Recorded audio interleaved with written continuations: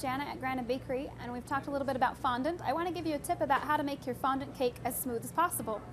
If you want a very sharp edge, make sure that when you ice your cake with the buttercream that you leave a very sharp edge, and then put your cake in the fridge for a good portion of time so that buttercream icing sets firmly.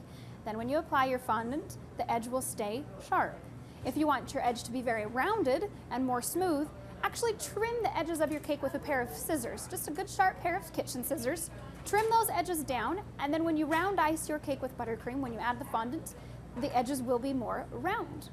Obviously, when you ice a cake with buttercream alone, the edge is sharp by nature. Fondant is going to soften that somewhat, but if you ice with buttercream and keep those edges sharp by leaving it in the fridge, when you add the fondant, those edges will stay more square.